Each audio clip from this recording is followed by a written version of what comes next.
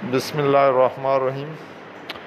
तो एक इन्फॉर्मेशन या अपडेट्स थी जो टीचर को मैंने आगाह करना है ताकि वो आइंदा मुश्किलात से बच सकें। एक है जीपी फ़ंड, एक है रुखसत। जीपी फ़ंड जैसा कि आपको मालूम है कि वो आप अपनी पे स्लिप के ऊपर जो बैलेंस है उसके मुताबिक 80% या नॉन रिफंडेबल, जिसकी उम्र 45 साल से ज़्यादा है वो ले सकते हैं। कुछ सैंक्शन की हैं टीचर ने, तो फिर उन्होंने कहा कि नहीं, ये पैसा कम है, हम नेक्स्ट ईयर या कुछ अर्सा बाद जब मज़ीद पैसे आ जाएंगे तो वो सैंक्शन कराएंगे। तो उनके लिए इतला ये है कि जब आप एक दफ़ा अप्लाई करते हैं, जो भी आप अपना बैलेंस पुट करते हैं, फिर उनकी किस्तें लिखते हैं 12, 24, 36 और वो सैंक्शन हो जाता है, तो उसी के मुताबिक आपको वो पेमेंट लेनी चाहिए।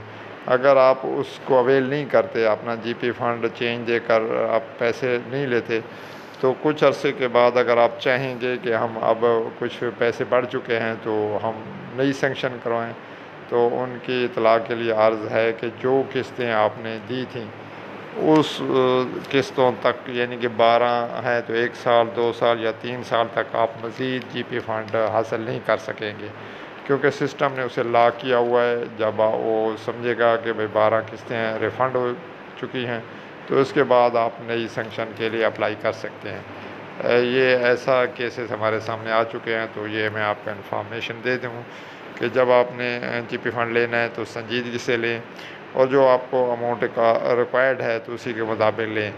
अगर सैंक्शन हो जाएगी तो उसके बाद जो किस्तें आपकी बनाई थी उसके बाद ही आप अप्लाई कर सकेंगे।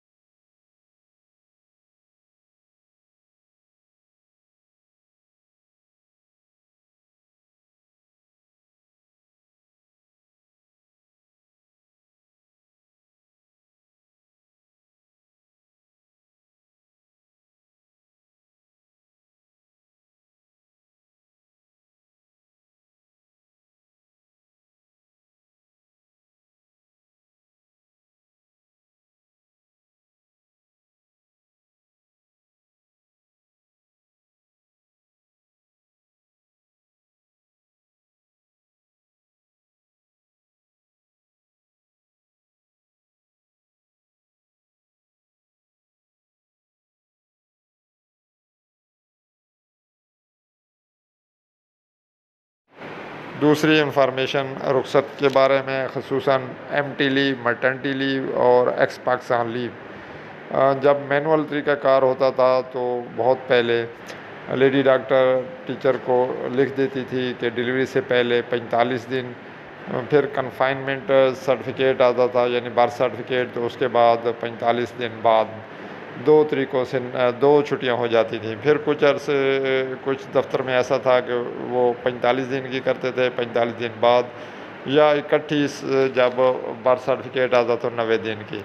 अब कुछ लोग अगर 45 दिन सिस्टम पे कर रहे हैं ऑनलाइन एचआरएम पर, तो उसकी जो 45 दिन नेक्स्ट है वो नहीं करेगा, क्योंकि सिस्टम उसको नंबर ऑफ़ लीव अवेल्ड वो रीड कर रहा है। वो तो आपने 45 दिन पहले अप्लाई की, वो तो आपकी एक हो गई, फिर उसका ड्यूरेशन है कि साल के बाद तो दोबारा हो सकती है।